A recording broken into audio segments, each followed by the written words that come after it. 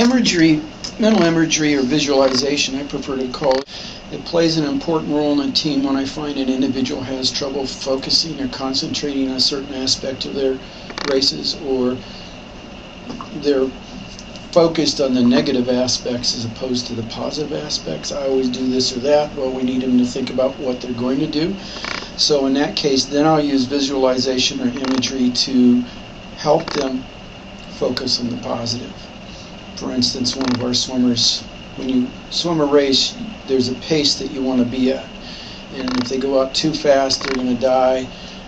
If they go out too slow, then they can't do a good time. So I'll have them use visualization or imagery to see themselves at certain points of that race being at a certain time.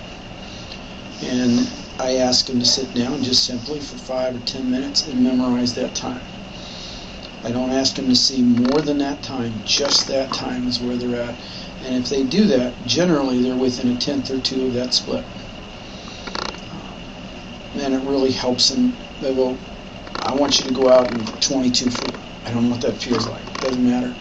Just memorize 22-4 and think about that. And again, they're almost always within a tenth or two of that time. Or maybe they're struggling with a turn or their start, particularly their start. Well, I always do this, and that's what messes me up.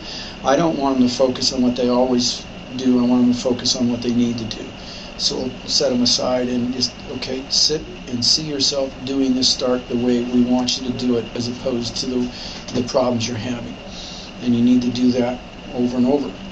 And eventually they get the feel for that and forget about the negative aspects. For me, with the team, individually, is have them do it about 10 or 15 minutes before the race. I think if they do it too soon, it wears off and the worries can come back. And generally I want them supporting the rest of their team. But I'll say 10 minutes before your race, you go off to the side and visualize what you need to visualize, your split, or seeing yourself do the turn the way we want, or the start the way we want.